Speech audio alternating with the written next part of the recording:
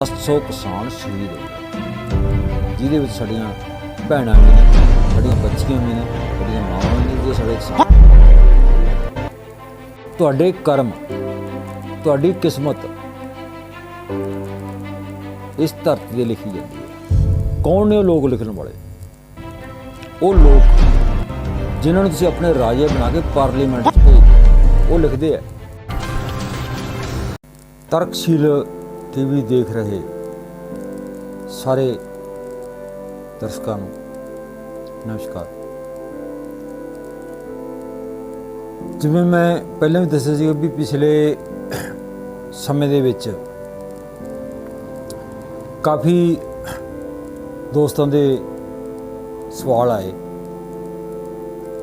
ਤਾਂ ਉਹਦੇ ਵਿੱਚ ਇੱਕ ਸਵਾਲ ਇਹ ਆਇਆ ਸੀਗਾ ਵੀ ਯਾਰ ਤੁਸੀਂ ਤਰਕਸ਼ੀਲ ਵਾਲੇ ਕਹਿੰਦੇ ਹੋਗੇ ਵੀ ਇਹ ਰੱਬ ਨੇ, ਆਤਮਾ ਨਹੀਂ, ਸਵਰਗ ਨਰਕ ਨਹੀਂ, ਇੱਥੇ ਕੁਛ ਵੀ ਨਹੀਂਗਾ। ਤਾਂ ਫਿਰ ਜਿਹੜਾ ਇਸ ਸਿਸਟਮ ਦੇ ਵਿੱਚ ਜੋ ਕੁਛ ਵਾਪਰ ਰਿਹਾ ਹੈ, ਖਾਸ ਕਰਕੇ ਮਨੁੱਖੀ ਸਮਾਜ ਦੇ ਵਿੱਚ, ਉਹ ਕੀ ਹੈ? ਦੁੱਖ, ਤਕਲੀਫਾਂ, ਬਿਮਾਰੀਆਂ ਤੇ ਹੋਰ ਇਹ ਜਿਹਾ ਜਿਹੜਾ ਮਾਹੌਲ ਵਾਪਰ ਰਿਹਾ ਹੈਗਾ, ਉਹ ਕੀ ਹੈ? ਉਹ ਤੁਸੀਂ ਦੱਸਦੇ ਨਹੀਂ ਗੇ, ਤੁਸੀਂ ਤਰਕਸ਼ੀਲ ਵਾਲੇ ਉਹ ਤੁਸੀਂ ਦੱਸਦੇ ਨਹੀਂ ਗੇ। ਦੋਸਤੋ, ਅਸੀਂ ਉਹ ਦੱਸ ਰਹੇ ਹਾਂ, ਅਸੀਂ ਲੋਕਾਂ ਨੂੰ ਸਮਝਾ ਰਹੇ ਹਾਂ। ਇਹ ਵੱਖਰੀ ਗੱਲ ਹੈ ਕਿ ਜਿਹੜੇ ਫਲਸਫਾ ਹੈ, ਰੱਬ ਦਾ ਫਲਸਫਾ ਹੈ, ਸਵਰਗ ਨਰਕ ਦਾ ਫਲਸਫਾ ਹੈ, ਪੁੰਨ ਪਾਪ ਦਾ ਫਲਸਫਾ ਹੈ, ਅਗਲੇ ਪਿਛਲੇ ਜਨਮ ਦਾ ਫਲਸਫਾ ਹੈ, ਇਹ ਇਹੋ ਜਿਹਾ ਫਲਸਫਾ ਹੈ ਜਿਹਦੇ ਵਿੱਚ ਸਾਡੇ ਲੋਕਾਂ ਨੂੰ ਇੰਨਾ ਉਲਝਾ ਦਿੱਤਾ ਗਿਆ ਵੀ ਕੁਝ ਲੋਕਾਂ ਨੂੰ ਛੱਡ ਕੇ ਵੱਡੀ ਗਿਣਤੀ ਲੋਕ ਇਹਨੂੰ ਨਹੀਂ ਸਮਝ ਰਹੇ, ਜਾਂ ਕਦੇ ਵੀ ਸਮਝਣ ਨੂੰ ਤਿਆਰ ਹੀ ਨਹੀਂ ਹੈ। ਸੋ ਅੱਜ ਦੇ ਮੈਂ ਇਸ ਐਪੀਸੋਡ ਦੇ ਵਿੱਚ ਇਸ ਵਿਸ਼ੇ ਦੇ ਉੱਤੇ ਗੱਲ ਕਰਨ ਜਾ ਰਿਹਾ। ਇਹ ਸਾਰਾ ਕੁਛ ਕੀ ਹੈਗਾ ਦੋਸਤੋ? ਇਹ ਕੁਛ ਬਾਹਰੋਂ ਜਾਂ ਉੱਪਰੋਂ ਜਾਂ ਥੱਲੇ ਕੁਛ ਨਹੀਂ ਵਾਪਰ ਰਿਹਾ, ਇੱਥੇ ਹੀ ਵਾਪਰ ਰਿਹਾ ਇਸ ਧਰਤੀ ਤੇ। ਔਰ ਸਾਰਾ ਕੁਛ ਮਨੁੱਖ ਹੀ ਕਰ ਰਿਹਾ। ਕਿਵੇਂ ਕਰ ਰਿਹਾ? ਹੁਣ ਆਪਾਂ ਪਿੱਛੇ ਚੱਲਦੇ ਹਾਂ ਕਿ ਸਾਡੇ ਜਿਹੜੇ ਲੋਕ ਨੇ ਕਿੰਨਾ ਪੜ੍ਹਦੇ ਨੇ, ਕਿੰਨਾ ਕੁ ਪੜ੍ਹਦੇ ਨੇ। ਜੋ ਪੜ੍ਹ ਵੀ ਲੈਂਦੇ ਨੇ ਤਾਂ ਕਿੰਨੀ ਉਹ ਸਟੱਡੀ ਕਰਦੇ ਨੇ, ਉਸ ਪੜ੍ਹੇ ਹੋਏ ਦੇ ਵਿਚਾਰ ਕਿੰਨਾ ਕਰਦੇ ਨੇ। ਜਰਾ ਕਿਸੇ ਬੰਦੇ ਨੇ ਉਸ ਨੂੰ ਆਪਾਂ ਲੈ ਲਓ ਵੀ ਚਾਹੇ ਉਹ ਕਿਤੇ ਅਖਬਾਰਾਂ 'ਚ ਛਪਿਆ, ਕਿਤੇ ਕਿਤਾਬ ਦੇ ਵਿੱਚ ਲਿਖਿਆ ਹੈ, ਕਿਸੇ ਹੋਰ ਮੀਡੀਆ ਰਾਹੀਂ, ਕਿਤੇ ਹੋਰ ਸੋਰਸ ਰਾਹੀਂ ਸਾਡੇ ਕੋਲ ਪਿਆ ਹੈਗਾ, ਅਸੀਂ ਪੜ੍ਹ ਲਿਆ। ਪੜ੍ਹਨ ਤੋਂ ਬਾਅਦ ਉਹਦੇ ਵਿਚਾਰ ਕਿੰਨਾ ਕੀਤਾ ਸੀ। ਉਹਦੇ ਵਿੱਚ ਦੋ ਗੱਲਾਂ ਨੇ। ਜਿਹਦਾ ਤੁਹਾਡਾ ਤਰਕਵਾਦੀ ਦਿਮਾਗ ਹੈ, ਤੁਹਾਡੀ ਵਿਗਿਆਨਿਕ ਸੋਚ ਹੈ, ਫਿਰ ਜਿਹੜਾ ਤੁਸੀਂ ਪੜ੍ਹਿਆ ਹੈਗਾ, ਚਾਹੇ ਤੁਸੀਂ ਤੜਕੇ ਉੱਠ ਕੇ ਅਖਬਾਰ ਦੀ ਖਬਰ ਵੀ ਪੜ੍ਹ ਲਈ, ਤਾਂ ਉਹਦੇ ਤੁਸੀਂ ਵਿਚਾਰ ਕਰੋਗੇ, ਤੁਸੀਂ ਸੋਚੋਗੇ ਜਿਹੜਾ ਖਬਰ ਲੱਗੀ ਹੈ ਇਹ ਸਹੀ ਹੈ ਕਿ ਗਲਤ? ਕੀ ਇੱਦਾਂ ਹੋ ਸਕਦਾ ਜਾਂ ਨਹੀਂ ਹੋ ਸਕਦਾ? ਪਰ ਵੱਡੀ ਗਿਣਤੀ ਕੀ ਹੁੰਦਾ ਹੈਗਾ ਕਿ ਅਸੀਂ ਕੁਛ ਪੜ੍ਹ ਲਿਆ, ਚਾਹੇ ਅਖਬਾਰ 'ਚ ਪੜ੍ਹ ਲਿਆ, ਚਾਹੇ ਅਸੀਂ TV 'ਤੇ ਦੇਖ ਲਿਆ, ਚਾਹੇ ਕਿਤੇ ਹੋਰ ਕਿਤੇ ਦੇਖ ਲਿਆ, ਸੀ ਸੋਸ਼ਲ ਮੀਡੀਆ ਦੇਖ ਲਿਆ, ਅਸੀਂ ਦੇਖ ਲਿਆ, ਉਹ ਯਾਰ ਕਮਾਲ ਹੋ ਗਿਆ, ਉਹਦਾ ਕਮਾਲ ਹੋ ਗਈ ਯਾਰ, ਪਰ ਅਸੀਂ ਉਹ 'ਤੇ ਵਿਚਾਰ ਨਹੀਂ ਕੀਤੀ। ਇਹ ਸਮੱਸਿਆ ਸਾਡੇ ਸਮਾਜ ਦੀ। ਅਸੀਂ ਜਿਹੜੇ ਤਰਕਸ਼ੀਲ ਲੋਕ ਹੈ, ਅਸੀਂ ਜਦੋਂ ਕਿਸੇ ਗੱਲ ਨੂੰ ਪੜ੍ਹਦੇ ਹਾਂ, ਸੁਣਦੇ ਹਾਂ, ਦੇਖਦੇ ਹਾਂ, ਕਿਤੇ ਵੀ ਦੇਖਦੇ ਹਾਂ, ਤਾਂ ਪਹਿਲਾਂ ਉਹਨੂੰ ਵਿਚਾਰਦੇ ਹਾਂ ਕੀ ਇੱਦਾਂ ਹੋ ਸਕਦਾ, ਕੀ ਹੋਇਆ, ਕਿੱਥੇ ਹੋਇਆ। ਆਮ ਬੰਦਾ ਦਾ ਦਿਮਾਗ ਨਹੀਂ ਹੁੰਦਾ। ਆਪਾਂ ਅਸਲੀ ਸਵਾਲ ਤੇ ਆਉਂਦੇ ਹਾਂ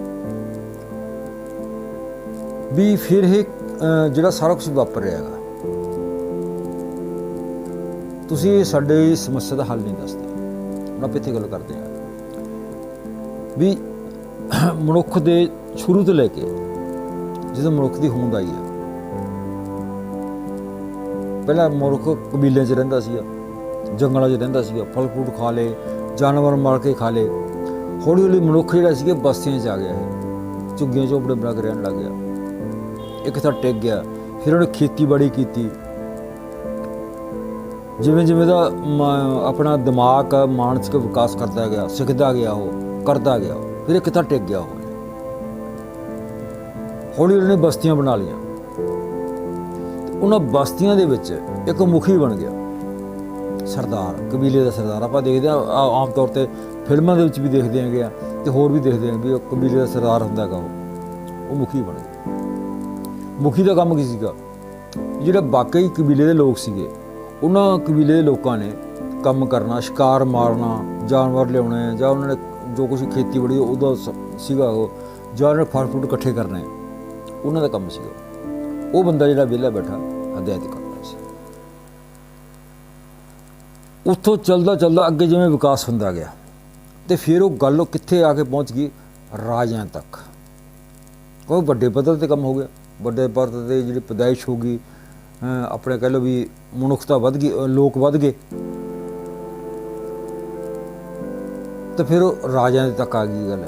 ਰਾਜ ਹੋ ਗਏ, ਫਿਰ ਆਪਣੇ ਮਤਲਬ ਮਹਿਲ ਬਣਨ ਲੱਗ ਗਏ, ਵੱਡੇ ਵੱਡੇ ਆਲੀਸ਼ਾਨ ਕਿਲੇ ਬਣਨ ਲੱਗ ਗਏ, ਹੋਰ ਬਣਨ ਲੱਗ ਗਏ। ਸਾਰਾ ਕੁਛ ਮਨੁੱਖ ਨੇ ਬਣਾਇਆ। ਉਹਦੇ 'ਚ ਫਿਰ ਇੱਕ ਰਾਜਾ ਹੋ ਗਿਆ, ਅਤੇ ਰਾਜੇ ਦੀ ਅੱਗੇ ਜਾ ਕੇ ਪਰਜਾ ਹੋ ਗਈ। ਪਰ ਉਸ ਸਮੇਂ ਦੇ ਵਿੱਚ ਜੋ ਕੋਈ ਰਾਜਾ ਹੁੰਦਾ ਸੀ, ਮਹਾਰਾਜਾ ਹੁੰਦਾ ਸੀਗਾ, ਅਤੇ ਉਹਦਾ ਹੀ ਸਾਰੀ ਆਪਦੀ ਪਰਜਾ ਦੇ ਸਾਰਾ ਕੁਛ ਸਿਸਟਮ ਚੱਲਦਾ ਸੀ, ਜਾਂ ਕਹਿ ਲਓ ਉਹਦਾ ਕਾਨੂੰਨ ਚੱਲਦਾ ਸੀ, ਉਹਦਾ ਹਕੂਮਤ ਚੱਲਦੀ ਸੀ। ਜੋ ਕੁਛ ਕਹਿੰਦਾ ਸੀ ਉਹ ਪਰਜਾ ਕਰਦੀ ਸੀ। ਉਸ ਦੇ ਨਾਲ ਨਾਲ ਇੱਕ ਉਹਦੇ ਰਾਜ ਮਹਿਲ ਦੇ ਵਿੱਚ, ਉਹਦੇ ਰਾਜ ਦੇ ਵਿੱਚ ਇੱਕ ਉਹ ਵਰਗ ਵੀ ਸੀਗਾ, ਜਿਹੜੇ ਵਰਗ ਨੇ ਉਹ ਸਿਸਟਮ ਸਿਰਜਿਆ, ਉਹ ਫਲਸਫਾ ਸਿਰਜਿਆ। ਰੱਬ, ਕਰਮ, ਪੁੰਨ, ਪਾਪ, ਛੋਟਾ ਵੱਡਾ, ਉੱਚਾ ਨੀਵਾਂ, ਠੀਕ ਹੈ, ਸਵਰਗ ਨਰਕ ਦੇ ਸਾਰਾ ਕੁਛ ਸਿਰਜਿਆ। ਉਹਨਾਂ ਲੋਕਾਂ ਨੇ ਗੱਲ ਸਮਝਾ ਦਿੱਤੀ ਗਈ ਵੀ ਇਹ ਜਿਹੜਾ ਤੁਹਾਡਾ ਰਾਜਾ ਹੈ, ਮਹਾਰਾਜਾ ਹੈ, ਇਹ ਸਰਵੋਪਰੇ ਹੈ, ਅਤੇ ਤੁਸੀਂ ਇਹਦੇ ਅਧੀਨ ਹੋ।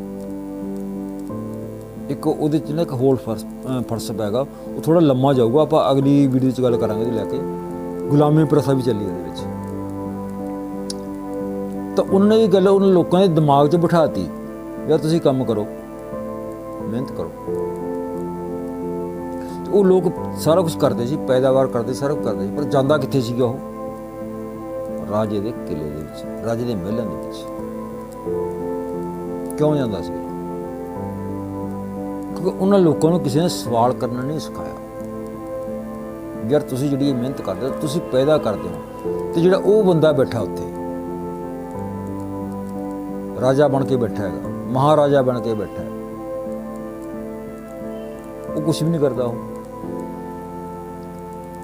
ਤੁਸੀਂ ਆਪਣੀ ਮਿਹਨਤ, ਆਪਣਾ ਜਿਹੜਾ ਇਹ ਹੈਗਾ ਸਾਰਾ ਕੁਛ ਹੈਗਾ, ਉਹਨੂੰ ਕਿਉਂ ਸੌਂਪ ਰਹੇ ਹੋ? ਉਹ ਸਵਾਲ ਕਰਨ ਵਾਲਾ। ਅਤੇ ਉਹਦੇ 'ਚ ਕੁਛ ਹੋਏ ਵੀ ਨੇ, ਉਹ ਇੱਕ ਵੱਖਰਾ ਵਿਸ਼ਾ ਹੈਗਾ।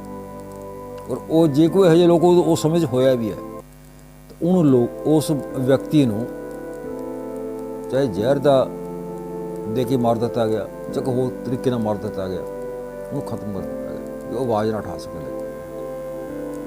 ਅਤੇ ਲੋਕਾਂ ਨੇ ਮੰਨ ਲਿਆ ਇਹ। ਤਾਂ ਉਹਦੇ ਵਿੱਚ ਵੀ ਕੀ ਰੋਲ, ਕਿਹਦਾ ਰੋਲ ਸੀ ਸਭ ਤੋਂ ਵੱਡਾ?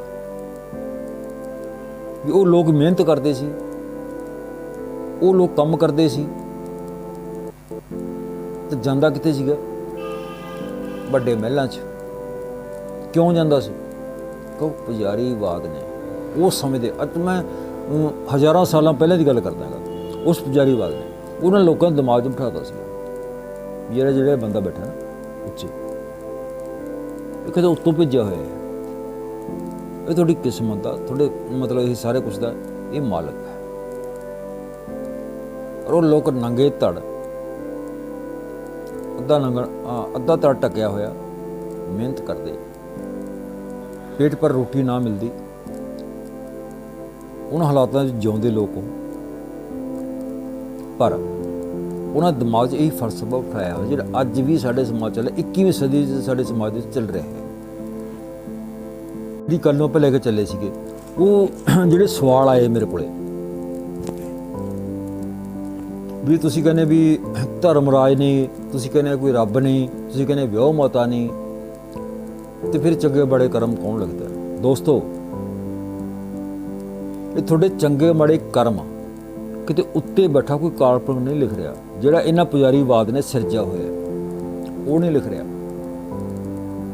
ਤੁਹਾਡੇ ਕਰਮ, ਤੁਹਾਡੀ ਕਿਸਮਤ ਇਸ ਧਰਤੀ ਤੇ ਲਿਖੀ ਜਾਂਦੀ ਹੈ। ਕੌਣ ਨੇ ਉਹ ਲੋਕ ਲਿਖਣ ਵਾਲੇ? ਉਹ ਲੋਕ ਜਿਨ੍ਹਾਂ ਨੂੰ ਤੁਸੀਂ ਆਪਣੇ ਰਾਜੇ ਬਣਾ ਕੇ ਪਾਰਲੀਮੈਂਟ 'ਚ ਭੇਜ ਦਿਓ, ਉਹ ਲਿਖਦੇ ਆ। ਅੱਜ ਵੀ ਲਿਖੀ ਜਾ ਰਹੀ ਹੈ।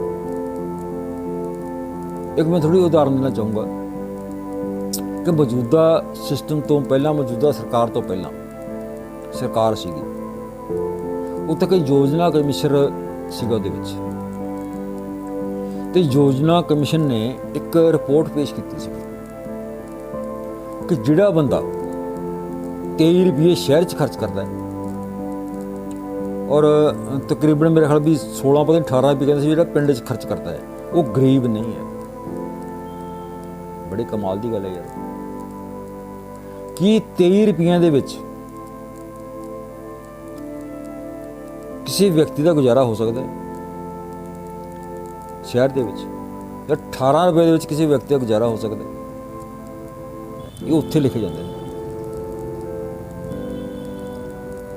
ਉਹ ਲੋਕ ਲਿਖਦੇ ਨੇ ਤੁਹਾਡੇ ਘਰ। ਤੂੰ ਸੋਚੋ ਤੁਸੀਂ ਇਹ ਗੱਲ, ਇਹਨੇ ਗੁਜ਼ਾਰਾ ਹੋ ਜਾਊਗਾ ਤੁਹਾਡਾ? ਕਿੰਨਾਂ ਨੇ ਪੜ੍ਹੀ ਇਹ ਗੱਲ ਹੈ? ਕਿੰਨੇ ਨੋਟ ਕੀਤੀ ਗੱਲ ਹੈ? ਜਾਂ ਕਿੰਨੇ ਬਾਬਿਆਂ ਨੇ ਤੁਹਾਨੂੰ ਦੱਸਿਆ ਜਿੱਥੇ ਤੁਸੀਂ ਜਾਂਦੇ ਆ ਬਾਬਿਆਂ ਕੋਲੇ ਜਾ ਬਹਿਨੇ ਜਾ ਕੇ ਦੇ ਬਰਨਾਲ ਦੇ ਵਿੱਚ ਕੀ ਗੱਲ ਕੀਤੀ ਹੈ ਕਿ ਭਾਈ ਸਰਕਾਰ ਆ ਕੇ ਕਹਿੰਦੀ ਹੋਈ ਵੀ 13 ਰੁਪਏ ਖਰਚਣ ਵਾਲਾ ਗਰੀਬ ਨਹੀਂ ਹੁੰਦਾ? ਨਹੀਂ ਦੱਸਣਗੇ।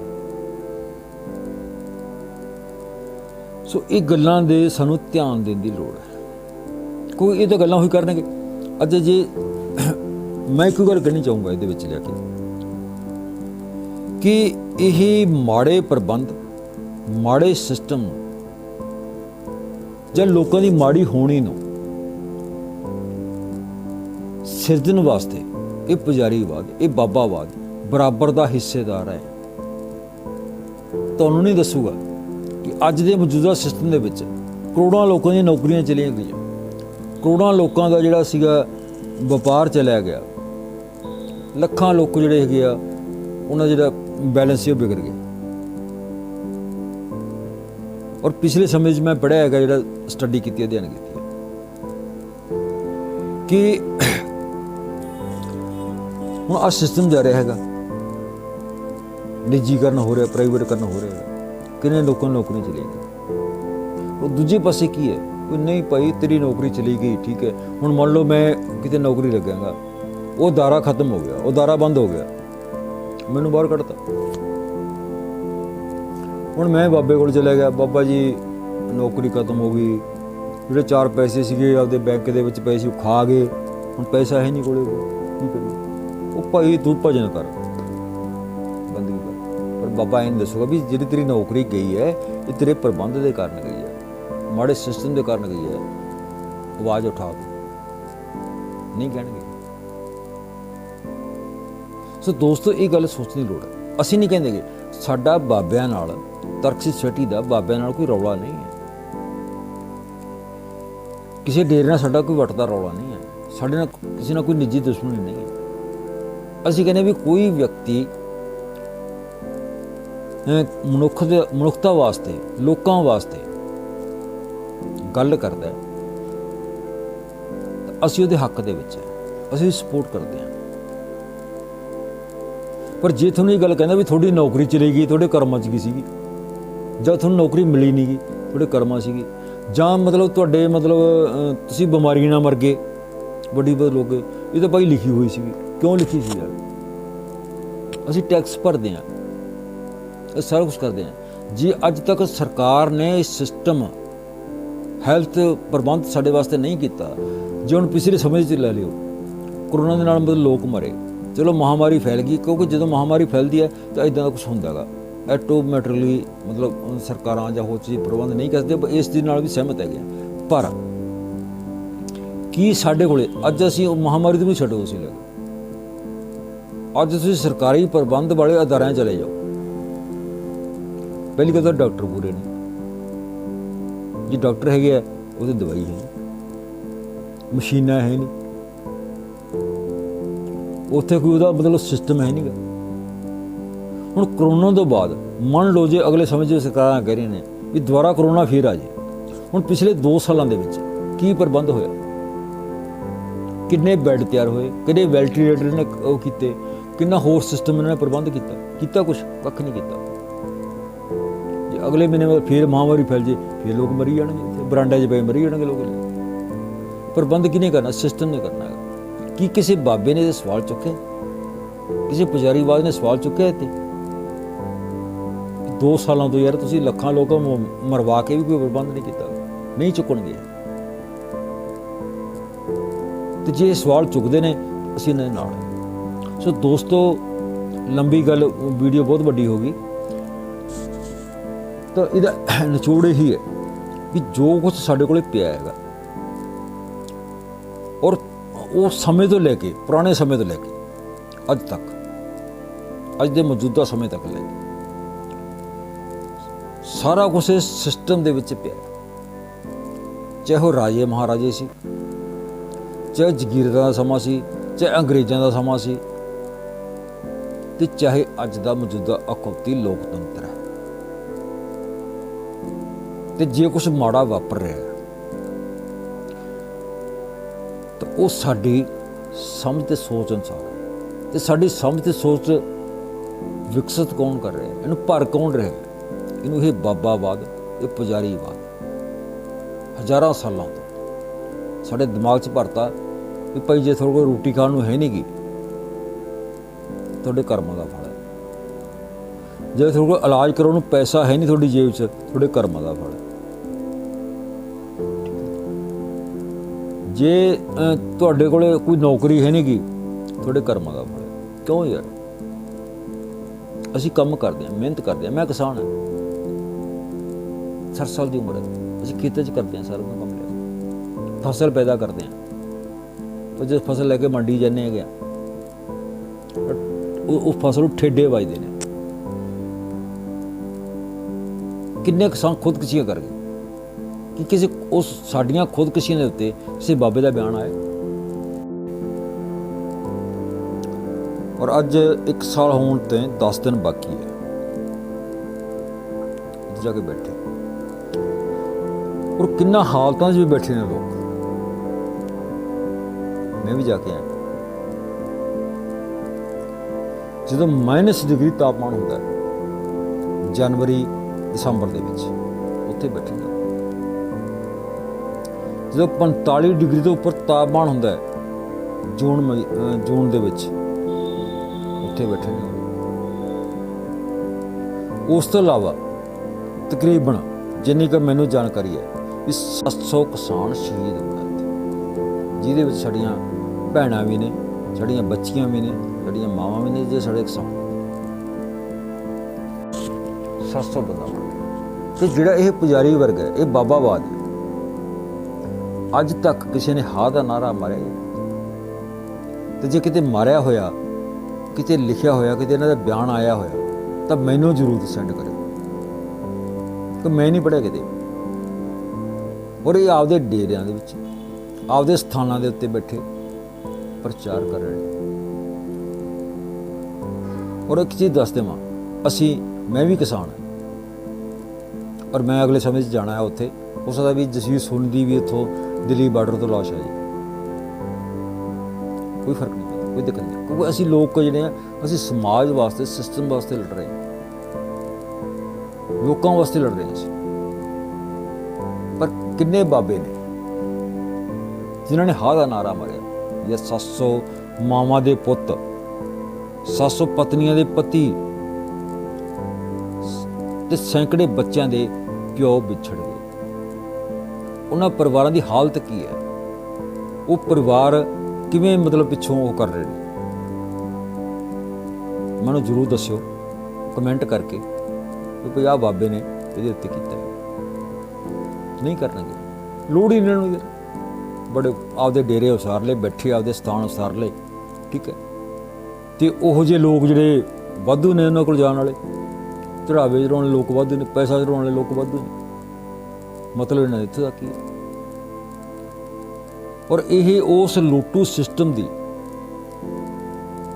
ਚਾਹੇ ਉਹ ਅੱਜ ਹੈਗਾ, ਚਾਹੇ ਉਹ ਮਤਲਬ ਅੱਜ ਤੋਂ 20-50 ਸਾਲ ਪਹਿਲਾਂ ਸੀ, ਚਾਹੇ ਉਹ ਅੱਜ ਤੋਂ ਸਦੀਆਂ ਪਹਿਲਾਂ ਸੀ, ਰਾਜਾ ਮਹਾਰਾਜਾ ਸਮੇਂ ਦੇ ਵਿੱਚ ਇਸ ਪੁਜਾਰੀ ਵਰਗ ਨੇ, ਇਸ ਬਾਬਾਵਾਦ ਨੇ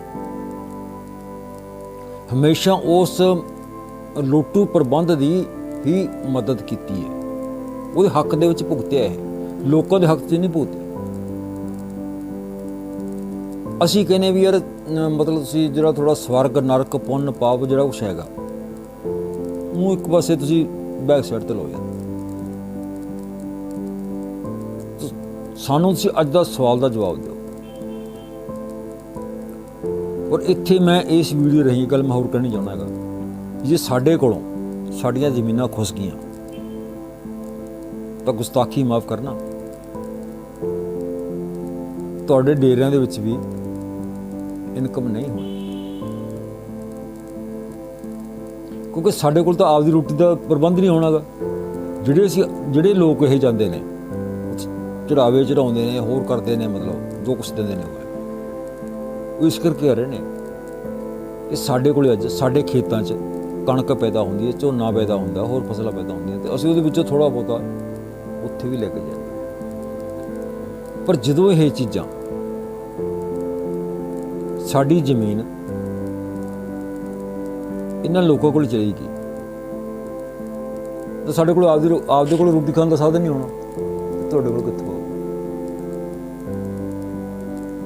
ਪਰ ਇਹ ਲੋਕ ਪੁਜਾਰੀਵਾਦ ਨੂੰ ਕੋਈ ਫਰਕ ਨਹੀਂ ਪੈ ਸਕਦਾ। ਕਦੇ ਤੁਹਾਨੂੰ ਇਸ ਗੱਲ ਨੇ ਦੱਸਿਆਗਾ ਇਹਨਾਂ ਕਿਸਾਨਾਂ ਨੂੰ ਫਸਲ ਦਾ ਮੁੱਲ ਪੂਰਾ ਨਹੀਂ ਮਿਲਦਾ।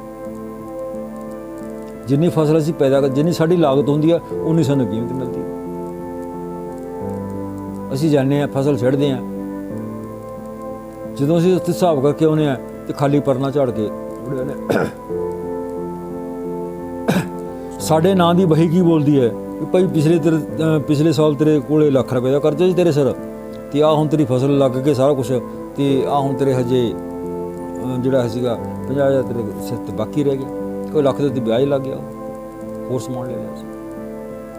ਦੱਸਿਆ ਕਦੇ ਤੁਹਾਨੂੰ ਲੋਕਾਂ ਨੂੰ ਵੀ ਆਹ ਤੁਹਾਡੇ ਹਾਲਾਤ ਨੇ, ਆਹ ਕੁਛ ਤੁਹਾਡੇ ਨਾਲ ਵਾਪਰ ਰਿਹਾ? ਨਹੀਂ ਦੱਸਣਗੇ। ਸੱਚਾਈ ਇਹ ਹੈ ਦੋਸਤੋ, ਤੁਹਾਡੇ ਸਵਾਲ ਦਾ ਜਵਾਬ ਇਹ। ਜੇ ਕੋਈ ਇਹ ਬਾਬਾ ਕਰਦਾ ਹੈਗਾ ਇਹ ਗੱਲਾਂ ਜਿਹੜੀਆਂ ਮੈਂ ਕੀਤੀਆਂ ਗਈਆਂ, ਜੇ ਕੋਈ ਬਾਬਾ ਇਹ ਗੱਲਾਂ ਕਹਿੰਦਾ ਹੈਗਾ, ਅਸੀਂ ਸਾਰੇ ਤਰਕਸ਼ੀਲ, ਸਾਰੇ ਕਾਮਰੇਡ, ਅਸੀਂ ਉਸ ਬਾਬੇ ਕੋਲ ਜਾਣ ਨੂੰ ਤਿਆਰ ਹਾਂ ਵੀ ਬਾਬਾ ਜੀ ਤੇ ਸਾਡੀਆਂ ਸਮੱਸਿਆਵਾਂ ਦਾ ਹੱਲ ਇਹ ਹੈ, ਇਹ ਤੁਹਾਨੂੰ ਕਦੇ ਨਹੀਂ ਦੱਸਣਾ। ਔਰ ਜਿਹੜਾ ਇਹ ਪੁਜਾਰੀਵਾਦ ਬਾਬਾਵਾਦ ਜਿੰਨਾ ਕੁਝ ਹੈਗਾ, ਅਸੀਂ ਕਹਿੰਦੇ ਵੀ ਮਾੜੇ ਸਿਸਟਮ ਦੇ ਹੱਕ 'ਚ ਭੁਗਤਦਾ। ਇਸ ਕਰਕੇ ਕਿ ਜੇ ਤੁਹਾਨੂੰ ਕਹਿੰਦਾ ਵੀ ਭਾਈ ਕੋਈ ਗੱਲ ਨਹੀਂ, ਜੇ ਤੇਰੀ ਫਸਲ ਜੇ ਤੁਹਾਡੀ ਕਣਕ ਗੜਿਆਂ ਨੇ ਮਾਰਤੀ, ਇਹ ਤਾਂ ਰੱਬ ਦੀ ਲਿਖੀ ਹੋਈ ਸੀਗੀ। ਔਰ ਇੱਕ ਚੀਜ਼ ਹੋਰ ਦੱਸ ਦਿੰਦਾ ਕਿ ਸਾਡੀ ਫਸਲ ਦਾ, ਸਾਡੇ ਖੇਤਾਂ ਦਾ ਬੀਮਾ ਹੁੰਦਾ, ਔਰ ਉਸ ਬੀਮੇ ਦਾ ਕਰੋੜਾਂ ਰੁਪਈਆ ਉਹ ਕੰਪਨੀ ਕਮਾ ਰਹੀ ਹੈ।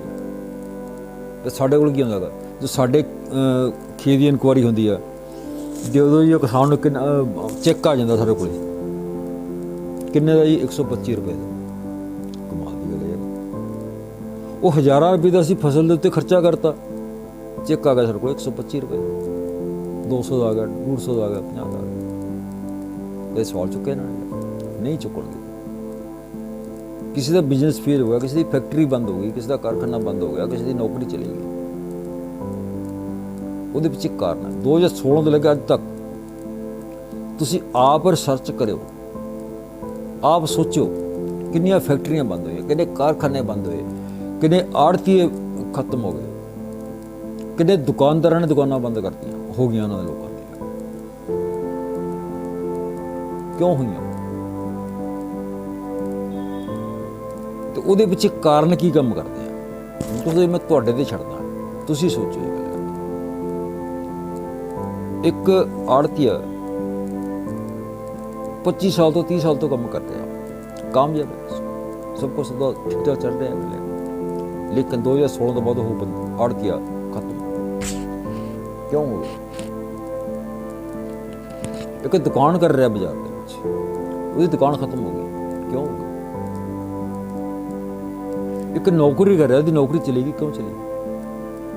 ਜੇ ਇਹ ਗੱਲਾਂ ਤੁਹਾਨੂੰ ਕੋਈ ਬਾਬਾ, ਤੁਹਾਨੂੰ ਕੋਈ ਪੁਜਾਰੀ ਦੱਸੇ ਤਾਂ ਮੈਨੂੰ ਜ਼ਰੂਰ ਕਮੈਂਟ ਕਰਿਓ, ਫਿਰ ਆਪਾਂ ਅਗਲੀ ਵਿਚਾਰ ਚਰਚਾ ਕਰਾਂਗੇ।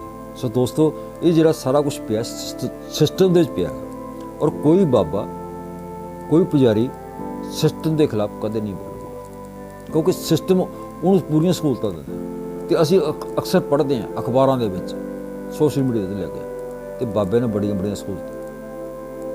ਤੁਹਾਡੀ ਗਲੀ ਟੁੱਟੀ ਹੈ, ਤੁਹਾਡੀ ਗਲੀ 'ਚ ਟੋਏ ਪਏ ਹੈ, ਤੁਹਾਡੀ ਮੁਹੱਲੇ ਦੀ ਸੜਕ ਹੈਗੀ ਜਿਹੜੀ ਉਹ 10-10 ਸਾਲ ਤੁਸੀਂ ਮਤਲਬ ਕਰੀ ਜਾਂਦੇ ਹੋ, ਧਰਨੇ ਮੁਜ਼ਾਹਰੇ ਸਾਰਾ ਕਰੀ ਜਾਂਦੇ, ਪਰ ਤੁਹਾਡੀ ਗਲੀ ਦੀ ਸੜਕ ਨਹੀਂ ਬਣਦੀ। ਪਰ ਕਿਸੇ ਬਾਬੇ ਦੀ ਡੇਰੇ ਨੂੰ ਜਾਂਦੀ 4 ਕਿਲੋ ਸੜਕ ਜਿਹੜੀ ਹੈਗੀ ਆ, ਉਹ ਬਹੁਤ ਵਧੀਆ ਪੱਕੀ ਐ ਵਧੀਆ ਬਣਾਈ, ਉਹ ਡੇਰੇ ਦੇ ਵਿੱਚ ਤੁਹਾਡੀਆਂ ਵੋਟਾਂ, ਉੱਥੇ ਉਹਨਾਂ ਨੂੰ ਲੋਕਾਂ ਨੂੰ ਚਾਹੀਦਾ। ਸੋ ਇਹਨਾਂ ਗੱਲਾਂ ਬਾਰੇ ਸੋਚੋ, ਤੁਸੀਂ ਲਿਆ ਕੇ ਕਮੈਂਟ ਕਰਿਓ, ਸਵਾਲ ਕਰਿਓ, ਤੇ ਅਗਲੇ ਸਵਾਲਾਂ ਦਾ ਜਵਾਬ ਮੈਂ ਦੇਣ ਦੀ ਕੋਸ਼ਿਸ਼ ਕਰੂੰਗਾ। ਪਰ ਇੱਕ ਮੈਂ ਤੁਹਾਨੂੰ ਬੇਨਤੀ ਕਰੂੰਗਾ ਸਾਡੇ ਚੈਨਲ ਰਾਹੀਂ ਵੀ ਦੋਸਤੋ, ਸਵਾਲ ਕਰਨ ਤੋਂ ਪਹਿਲਾਂ ਜੋ ਕੁਛ ਵੀ ਮਤਲਬ ਮੈਂ ਵੀਡੀਓ ਪਾਉਣਾ ਜਾਂ ਗੱਲਾਂ ਬਾਤਾਂ ਕਰਦਾ ਹੈਗਾ, ਉਹਦੇ ਵਿਚਾਰ ਜ਼ਰੂਰ ਕਰਿਆ ਕਰੋ, ਦਿਮਾਗ ਲਾਓ। ਅਸੀਂ ਤਰਕ ਸੋਸਾਇਟੀ ਦਾ ਇਹੀ ਕੰਮ ਹੈਗਾ, ਅਸੀਂ ਇਹੀ ਪ੍ਰਚਾਰ ਕਰਦੇ ਦਿਨ ਰਾਤ।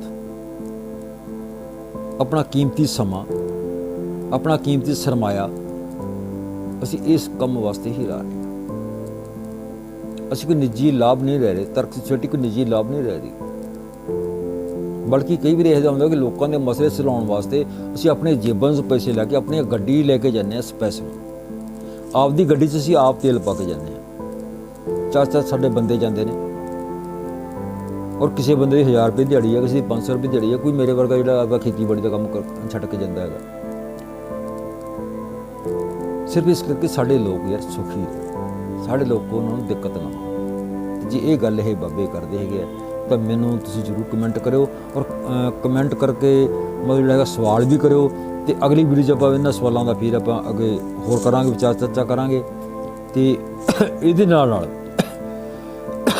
ਮੈਂ ਇੱਕੋ ਗੱਲ ਕਹਿਣਾ ਚਾਹੁੰਦਾ ਹੈਗਾ ਵੀ ਸਿਰਫ ਕਿਸੇ ਗੱਲ ਦੇ ਅੱਖਾਂ ਮੀਚ ਕੇ ਸਵਾਲ ਵੀ ਨਾ ਕਰੋ, ਔਰ ਸਾਡੀਆਂ ਗੱਲਾਂ ਦੇ, ਤਰਕ ਸੋਸਾਇਟੀ ਦੀ ਗੱਲਾਂ ਦੇ ਉੱਤੇ ਵੀ, ਜਿਵੇਂ ਤੁਸੀਂ ਇਹਨਾਂ ਬਾਬਿਆਂ ਦੇ ਅੰਧ ਵਿਸ਼ਵਾਸ ਕਰਦੇ ਨਾ, ਵੀ ਅੱਖਾਂ ਮੀਚ ਕੇ ਵਿਸ਼ਵਾਸ ਕਰਦੇ, ਸਾਡੇ ਦੇ ਵੀ ਨਾ ਕਰੋ ਯਾਰ। ਅਸੀਂ ਇੱਕ ਗੱਲ ਕਹਿੰਦੇ ਹੈਗੇ, ਸੋਸਾਇਟੀ ਗੱਲ ਕਹਿੰਦੀ ਹੈ, ਤਰਕ ਸੋਸਾਇਟੀ ਅਸੀਂ ਗੱਲ ਕਹਿੰਦੇ ਨੇ। ਜਿਹੜੀ ਮੈਂ ਵੀਡੀਓ ਬਣਾਈ ਹੈ, ਇਸ ਵੀਡੀਓ ਨੂੰ ਚੰਗੀ ਤਰ੍ਹਾਂ ਤੁਸੀਂ ਸੁਣੋ ਤੇ ਵਿਚਾਰ ਕਰੋ, ਫਿਰ ਤੁਸੀਂ ਮਤਲਬ ਜਿਹੜਾ ਹੈਗਾ ਉਹਨੂੰ ਮੰਨੋ। ਕਿਸੇ ਵਿਦਵਾਨ ਨੇ ਮੈਂ ਪਿੱਛੇ ਪੜ੍ਹਿਆ ਸੀਗਾ, ਚਲੋ ਮੈਂ ਨਾਂ ਨਹੀਂ ਲਊਂਗਾ, ਕਿਸੇ ਵਿਦਵਾਨ ਨੇ ਗੱਲ ਕਹੀ ਹੈ ਵੀ ਕਿਸੇ ਗੱਲ ਨੂੰ ਇਸ ਕਰਕੇ ਨਾ ਮੰਨੋ ਕਿ ਇਹਨੂੰ ਬਹੁਤ ਸਾਰੇ ਲੋਕ ਮੰਨਦੇ ਨੇ, ਕਿਸੇ ਗੱਲ ਨੂੰ ਇਸ ਕਰਕੇ ਨਾ ਮੰਨੋ ਇਹ ਕਿਸੇ ਫਲਾਣੇ ਵਿਦਵਾਨ ਨੇ ਕਹੀ ਹੋਈ ਹੈ, ਜਾਂ ਕਿਸੇ ਗੱਲ ਨੂੰ ਇਸ ਕਰਕੇ ਨਾ ਮੰਨੋ ਵੀ ਕਿਸੇ ਇਹ ਫਲਾਣੇ ਥਾਂ ਲਿਖੀ ਹੋਈ ਹੈ। ਮੰਨੋ ਤਾਂ ਮੰਨਣ ਤੋਂ ਪਹਿਲਾਂ ਵਿਚਾਰੋ, ਸੋਚੋ, ਦਿਮਾਗ ਲਾਓ। ਤੁਹਾਡੇ ਮਤਲਬ ਤਰਕ ਦੀ ਕਸੌਟੀ ਦੀ ਗੱਲ ਖਰੀ ਉਤਰਦੀ ਹੈ ਤਾਂ ਫੇਰ ਮੰਨੋ, ਅੱਖਾਂ ਮੀਚ ਕੇ ਕੀ ਗੱਲ ਨਾ ਮੰਨੋ, ਚਾਹੇ ਉਹ ਗੱਲ ਤਰਕਸ਼ੀਲਾਂ ਦੀ ਹੀ ਕਿਉਂ ਨਾ ਹੋਵੇ।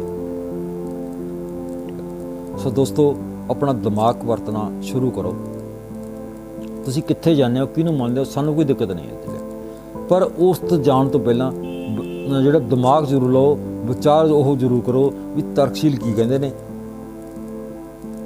ਤਾਂ ਉਹ ਜਿਹੜਾ ਪੁਜਾਰੀਵਾਦ, ਜਿਹੜਾ ਬਾਬਾਵਾਦ ਹੈ, ਉਹ ਕੀ ਕਹਿੰਦਾ ਹੈਗਾ। ਦੋਨਾਂ ਗੱਲਾਂ ਜਿਹੜੀ ਤੁਹਾਨੂੰ ਗੱਲ ਚੰਗੀ ਲੱਗਦੀ ਹੈ, ਤੁਹਾਡੇ ਹੱਕ ਦੇ ਵਿੱਚ ਜਾਂਦੀ ਹੈ, ਤੁਹਾਨੂੰ ਲੱਗਦੀ ਵੀ ਯਾਰ ਸਾਡੇ ਫਾਇਦੇ ਦੀ ਗੱਲ ਹੈਗੀ ਹੈ, ਉਹਨੂੰ ਮੰਨ ਲਓ, ਬਾਕੀ ਛੱਡ ਦਿਓ। ਤਾਂ ਸੋ ਬਹੁਤ ਬਹੁਤ ਧੰਨਵਾਦ ਦੋਸਤੋ, ਮਿਲਦੇ ਹਾਂ ਅਗਲੀ ਵੀਡੀਓ ਦੇ ਵਿੱਚ ਔਰ ਅਗਲੇ ਵਿਚਾਰਾਂ ਦੇ ਨਾਲ।